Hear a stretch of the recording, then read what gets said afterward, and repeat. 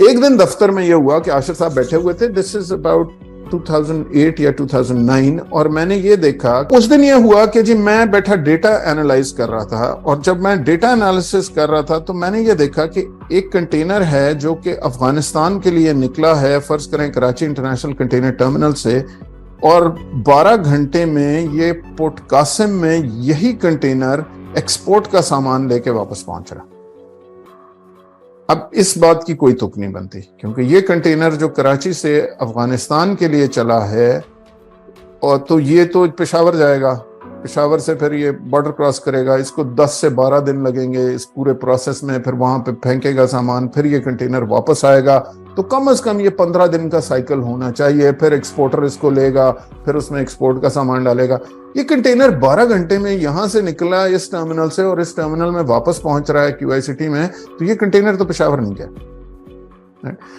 پہلے تو میں نے کہا کہ اوکے, یہ سٹرنگ پہ ذرا لڑکوں کا, وہ ڈیٹا والوں کو, کہ یار مجھے ذرا یہ دکھاؤ کہ ایسے کتنے کنٹینر ہیں جو کہ افغانستان گئے ہیں لیکن یہ سے 12 گھنٹے میں واپس آ گئے, رائٹ. تو منٹوں میں میرے پاس کوئی 150-200 کی لسٹ آ گئی کہ جی یہ صاحب یہ پچھلے ہفتے کا یہ کیسے تھا. انہوں نے اپنے سسٹم میں چیک کیا, ہاں جی بالکل آئے, فلانے جہاز پہ چڑھا ہے, یہ تصویریں موجود ہیں, یہ فلانا موجود ہے, یہ ٹرک نمبر موجود ہے, یہ سب کچھ ہے. تو اس کا مطلب ہے کہ کنٹینر نہیں جا رہا. ہم نے وہ اٹھائے اور وہ ایک سیمپل لسٹ اٹھا کے 150-200 کنٹینرز کی, میں نے ایک لیٹر لکھا, اپنے کلیکٹر سے بات کی, اور وہ اٹھا کے ہم نے فیڈرل بورڈ آف ریونیو بھیج دیے کہ جناب السلام علیکم, ہمیں یہ لگ رہا ہے کہ کنٹینر جو کراچی سے نکل رہے ہیں پشاور جانے کے لیے وہ بارڈر کراس نہیں کرتے, اور وہ کراچی ہی میں کہیں پریفر ہو رہے ہیں, اور یہ کوئی اور مسئلہ ہے یہاں پر, اس کو انویسٹیگیٹ کیا جائے. پرابلم یہ ہے کہ افغانستان کا کنٹینر جو ہے قانون کے مطابق صرف این ایل سی اٹھا سکتی ہے. اگر یہ کنٹینر افغانستان نہیں جا رہے تو پھر این ایل سی کیا کر رہی ہے, اور پھر یہ تو اوپر جرنیلوں تک بات جائے گی. اس دوران جب یہ معاملہ کھلے گا یہ کتنے سالوں سے ہو رہا ہے, اور یہ ڈیٹا کیسے, ہمارے سسٹم سے پہلے تو اس طرح کا ڈیٹاز ہی اویلیبل نہیں ہوتے تھے, اب وہ ڈیٹاز آنے شروع ہو گئے. اب ساتھ یہ بھی ایشوز آئیں گے کہ پشاور کا کلیکٹر کیا کر رہا ہے, اور پشاور پہ جو پورا پروسیس ہے بارڈر ٹرانسفر ہونے کا وہ کیا کر رہے ہیں, اور پھر یہ سارا گند چل کیسے رہا ہے. سو وہ جو ہمیں پتہ چلا تو وہ ٹپکلی یہ ہوتا تھا کہ جی اس میں جتنا مہنگا امپورٹ کا سامان ہے, فار ایگزامپل سب سے زیادہ کپڑا جس نے کراچی میں بکنا ہے, کراچی اس کی مارکیٹ ہے فلانا, وہ ایک کنٹینر پہ کوئی 20 سے 22 لاکھ روپے کی ڈیوٹی تھی اس وقت. اس پہ ڈیل ہوئی تھی 6 یا 7 لاکھ روپے وہ دیتے تھے, یہیں سے کنٹینر اٹھاتے تھے, جا کے اپنے گودام میں خالی کرتے تھے. لیکن بیوقوفوں سے یہ بھی صبر نہیں ہوتا تھا کہ کم از کم کنٹینر ہی 15 دن کھڑا رکھو, ٹھیک ہے جی, کیونکہ ذرا جب سب بھی ملے ہوئے تھے اس میں. اب آپ سوچیں کہ کئی ہزار کنٹینر, ہر کنٹینر پہ 5 لاکھ 8 لاکھ جو بھی ان کا طے ہے وہ چل رہا ہے, اور ہر ایک کو سہولت ہے, سب میں پیسے بانٹ رہے ہیں. اچانک ہم سسپینڈ ہو گئے, صرف میں نہیں, میری پوری ساری ٹیم ہم سسپینڈ ہو گئے. قانون یہ کہتا ہے کہ 90 دن کے اندر اندر اگر آپ کسی سول سرونٹ کو سسپینڈ کرتے ہو تو آپ نے اس کو وجہ بتانی ہے کہ بھائی مجھے کیوں آپ نے سسپینڈ کیا, میں نے کیا کیا, کہا دس is what the law is.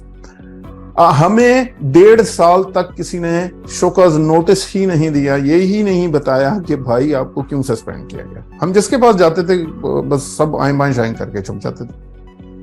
We did not understand, later on we found out کہ جی ہمارے خلاف ISI نے رپورٹ کی, جنرل تھے آصف یاسین, بعد میں کور کمانڈر بنے, ڈی جی براوو تھے اس وقت ISI میں, اور انہوں نے ایک رپورٹ انیشیٹ کی کہ جی یہ جو پیکس کی ٹیم ہے یہ CIA کے ایجنٹ ہے.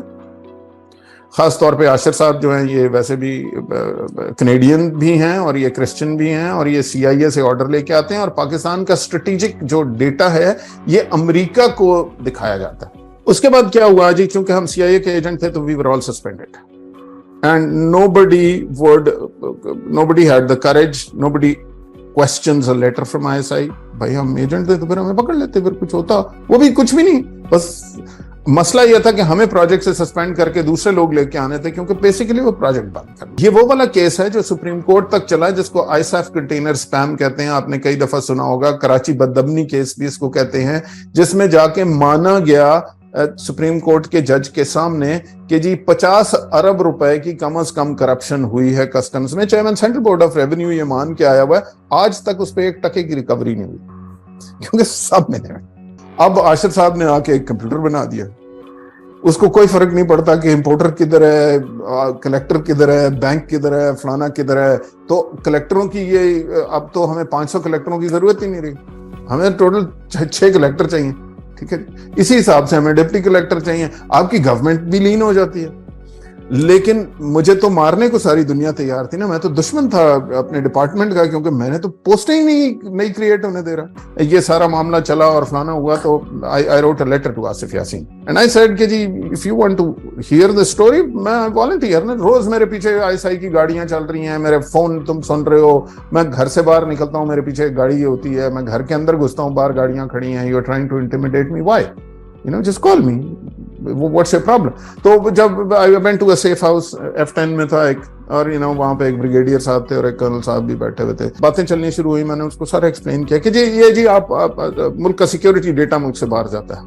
میں نے کہا یار پہلی تو بات یہ ہے کہ آپ نے آج تک کسٹمز میں آٹومیٹڈ سسٹم میں آپ نے بل آف انٹری فائل کی ہے فوج نے؟ کہ جی نہیں. تو میں نے کہا بھائی, تو جب ہمارے کمپیوٹر میں جو انفارمیشن آتی نہیں وہ ہم کسی اور کو کیسے بھیج سکتے ہیں 2 منٹ لیں کہ جی میں CIA کا ایجنٹ. دوسری بات, کیا پاکستان کی اپنی شپنگ لائن ہے؟ کہ جی نہیں. تو آپ جو بھی اگر فوج کا کچھ منگاتے ہو تو آپ کس پہ منگاتے ہو؟ American president line, shipping line پہ, مسک پہ, نیڈ لوئڈ پہ, ساری امریکہ کی لائنوں پہ ہی آپ کی جہاز آتا ہے نا.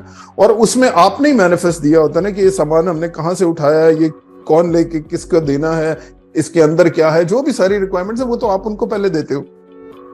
تو آپ یہ کہہ رہے ہیں, مجھ پہ الزام یہ ہے کہ جو آپ نے APL کو بتایا تھا وہ APL سے سن کے میں نے ان واپس بتایا. جو آپ کا دماغ ٹھیک ہے؟ ٹھیک.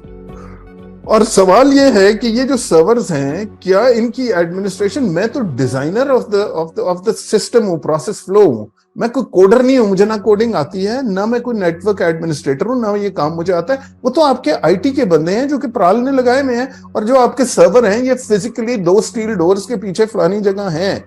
یہ کس کے ساتھ نیٹ ورک کرنے ہیں, وہ نہ وہ اسکل مجھ میں ہے, نہ وہ مجھے آتی ہے, نہ میری ٹیم میں. We are customs officers, right?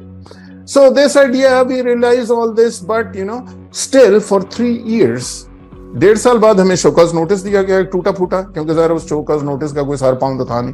ٹھیک ہے جی, کیونکہ اب کیا کہتے ہیں کہ جی ISI نے یہ کہا تھا. لیکن ہم پھر بھی 3 سال سسپینڈ رہے. کیوں؟ کیونکہ ISI نے یہ تو مان لیا کہ جی ہم نے غلط لیٹر ایشو کر دیا ہے, لیکن وہ اپنا لیٹر وڈرا کرنے پہ انٹرسٹڈ نہیں تھے کہ جی ہم وڈرا نہیں کر سکتے, ہم کیسے مان جائیں کہ ہم نے غلط لیٹر ایشو کر دیا. تو ہم اس کو پرسو نہیں کریں گے, لیکن ہم یہ لیٹر یہیں کا یہیں رہے گا. اور ظاہر محکمہ تو پہلے ہی محکمے نے کیا ہی یا ان سے کروایا ہی اس لیے تھا کہ ان کو تو صرف وہ ایک لیٹر چاہیے تھا. اور اس 3 سال میں آپ نے پروجیکٹ کا ستیاناش کیا ہے. ڈپارٹمنٹل انکوائری چل رہی تھی, تو اس دن میں نے اپنا ایک لیٹر اٹھایا. میں پہلے سے تنگ تھا, میں نے کہا کافی ہو گیا, اب تمہارے مسئلے جانے. تو میں نے ایک ارلی ریٹائرمنٹ کے لیے اپلائی کیا, مجھے ارلی ریٹائرمنٹ ملی. ٹھیک ہے جی, اور میں یہاں آ گیا. پچھلے 3 سال سے میری پینشن بھی بند کر دی ہوئی ہے انہوں نے, لیکن کوئی مسئلہ نہیں ہے. تو رکھ لے پاس رستہ دیکھ, میں رکا نہیں, میں نے جہاں جانا ہے وہاں میں جا رہا ہوں, تم نے جو کرنا ہے کر لو.